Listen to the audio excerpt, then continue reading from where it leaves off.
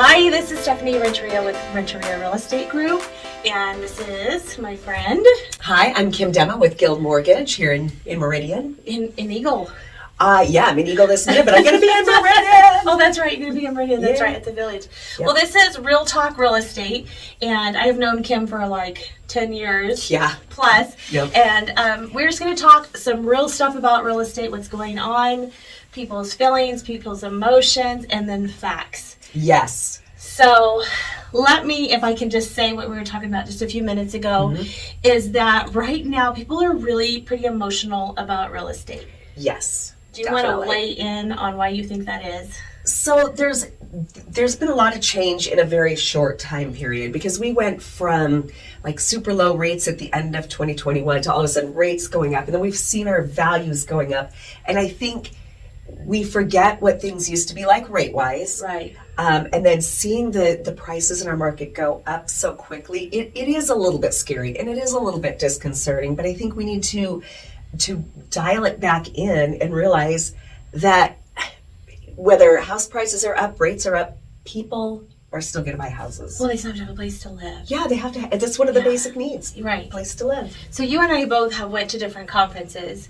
I know what I keep hearing is that we have a shortage of inventory. Yes. We don't have enough homes in the Treasure Valley. We don't have enough homes nationally. Right. And we have this whole group of millennials that are wanting to buy. Yeah. Yeah. So this is definitely a demand supply issue still yet, don't you think? Absolutely. And just to kind of interject this is why, people are talking in your ear about housing bubble. You just nailed exactly why we're not in a housing bubble, because as long as your demand exceeds your supply, you're not going to be in a bubble. It is, as you said, it's hard for our up-and-coming first-time homebuyers, our millennials and everything, but we can talk later. There's some things that they can do to prepare themselves. To be ready to buy. What do you think about all those things? So here's the thing. Fact, rates are going up. Fact, we have a supply-demand issue. Fact, prices are going up. Fact, so fewer people may qualify for these homes. But the bottom line of it, Stephanie, is we can't control that. We can't control interest rates or house prices or any of those things. What we can control is the activities that we take to make it through this. And, okay, you see my Stay Positive shirt. I'm not like Pollyanna, but I'm a realist. I know what I can't control, and I'm choosing not to let that paralyze me. Because a lot of people are getting paralyzed, and they've been paralyzed for the last 3, and they've missed. Yeah. They missed out. How many people do you know that were like, maybe 2 years ago, were like, oh, I'm just going to wait for house prices to drop? Did they? No. Exactly. No. So we can either allow ourselves to be paralyzed by fear, or we can just say, it is what it is. I'm not going to be able to control. I have no crystal ball. Yes, thank you. Yeah. Nobody 100% can know. No. Right. So I'm going to do housing, as we were talking about, a roof over your head. Housing, a home is a basic human need. Yes. So, you can buy now where it's known, or you can buy later, wait, and it's unknown. Right. So, and more things change, right? More things change. So unpredictable. We don't know what the future's going to hold. So we're not trying to be negative. We are really trying to be positive. But I feel like airing those things out and discussing those things that everybody is talking about is so important. So how long have you been doing your jazz, Kim? Do my jazz. I've been in the mortgage industry, I counted it out, total about 25 years. Okay, so you've seen a few things change over time. Yes. Yeah. I survived the real housing bubble of 2008. That was, people keep using that as a comparison. That was so different. We had crazy loan programs where as long as you could fog a mirror, you could get a loan. We didn't care. We didn't care if you even had a job. Just tell us what to put on there. We'll do it. State your income. State your income. Exactly. Right. Oh, assets. We call them ninja loans. No income, no asset. Just stealthy. Gosh. And it was huge. Or you had people with, I'm sorry to say, people with like 400 to 450 credit scores buying houses. Oh, that's crazy. Yeah. We set it up for disaster. Right. And people start, the economy changed, and not to get too deeply into that, but it was a different world than we're in now. We have strict credit guidelines. We're very cautious about who gets homes. We make sure that people can actually afford the payment before we put them in that house. So that little bit of maybe push and pull to get a house, even though it's frustrating, it's really healthy. It is. Because if you're qualifying for a loan, they've kind of vetted you. They're not setting you up for a failure. Exactly. Right. Because we don't want you, when we're putting you in a home, we want you to stay in that home. We don't want, a year from now you to be struggling. And, I love what Dave Ramsey says. He always says that you want your house to be a blessing, not a curse. Right. And I fully embrace that. I don't want it to be a curse. Right. Good. I love that. So you talked about those changing guidelines. Let's talk about the interest rate for a minute. Oh, yeah.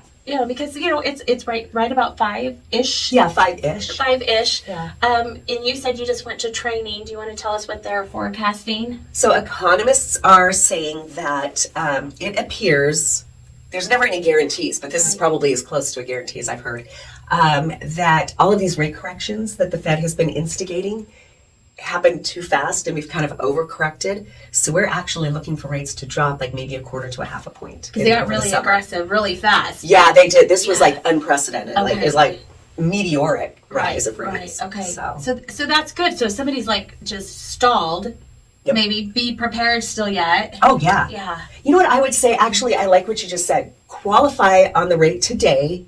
And if it takes you a couple months to find a house, be pleasantly surprised when they go down. I love that. Yeah. Yeah. Yeah, that's good. So do you want to talk about your team just a little bit? Because I know you've been growing your team. I have. I'm so excited. So I have a really spectacular team. It's just this group of strong, dynamic women that just are focused on customer care first. And then we, along with a couple other loan officers, are opening an office in the village. That is so exciting. I went and looked at it the other day, and it was like, the offices are built out. This is village so is cool. so much fun. So when do you get to move? Do you know? So we get keys June 24th. So we're probably, furniture gets delivered Monday the 27th. So we'll start moving in. We should be settled in mid-July latest. Okay, now Kim, you made a post the other day. You had 2 pictures. You had 2 little tags. Oh. Yeah. I want you to tell us what those 2 little tags mean. Okay, so at Guild we have this thing called the Leadership Summit where this time it was 900 loan officers from all over the country. We gather together, and it's just like learning, coaching, growing. We have the most amazing CEO, Marianne McGarry, who just throws this great party and everything. Well, I was getting my name tag ready, and I was digging in my computer bag, and I pulled out the tag from the last time we got together in person at Guild for the Leadership Summit. And I looked at the tag, and I was in coaching because I'm like all in on coaching. Right, I coach. I love to be coached. Yeah. But I was at that point, I was in the coaching program. I was a Circle of Honor winner, which was a huge honor. And then 2 years later, 2.5 years later, my tag is I am a coach, which is like my biggest source of pride. You are you like to help people. I love to help people. And I made the President's Club, which was like a huge goal of mine to kind of hit that next level. But the biggest thing is I love my black lanyard strap that said that I'm a coach. And to me, I'm so passionate about helping people learn and grow and come into their own. Yes. You've got that same passion. You're just like all about feed me, let me grow. I want to grow and be coached. So you totally get it. You're very much a service person, which is why you've grown your business. Because you love to serve and help people, which is why I love to send my clients to you. Because I know that Kim cares about you. She is not going to put you in something that doesn't fit, but she's also going to talk you down through those emotional points because she's done this long enough that she knows. So I really love this talk, Kim, because we're being honest. We're talking about what people are feeling and the fact that you've been in this industry and you've grown and you serve people and it's from the heart, right? Because homes are important. Yeah, anything you do from the heart, you're never going to go wrong with, which is why you are as successful as you are, because everything you do is heartfelt and from a place of love and caring. And I think that's why we click so well. Yeah. Okay. How many in this audience or you can control interest rates, like really control them, not buy down, control them? Right. And how many can control house prices and how many houses are actually on the market? We really don't have a lot of control of that at all. We have none. We have none. Right. So when we focus on trying to, stressing out about those things that we absolutely cannot control, we're taking the energy away from the things that we can control. And those are our attitude and our actions or activities.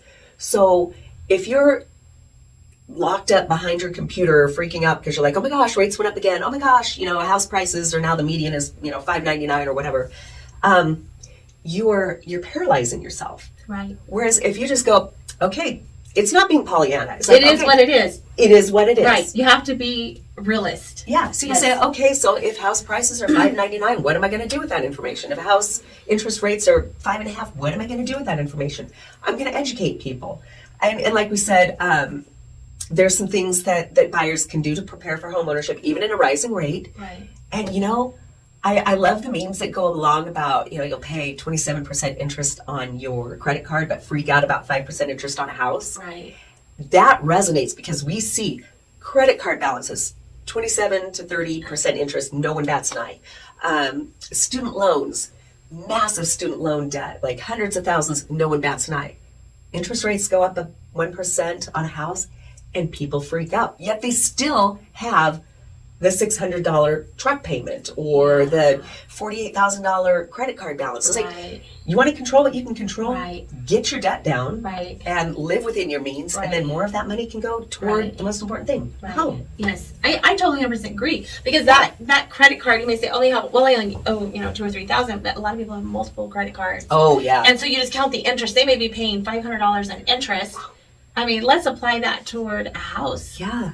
Right. I love to look at people and go, okay, so if you paid off your Chase card, which is, $300 a month payment, which they think is like no big deal, that would increase your buying power $100,000. That's big. Yeah. That's huge. It is huge. And then people are like, there's always this like, what? Are you kidding me? Oh my gosh, I can pay that off. Cool. Do it. Now you're in the market. Right. Now you're in this. You're not at that 375 if there's no houses. Now you're up in that 475 or 525, depending on what you're paying off.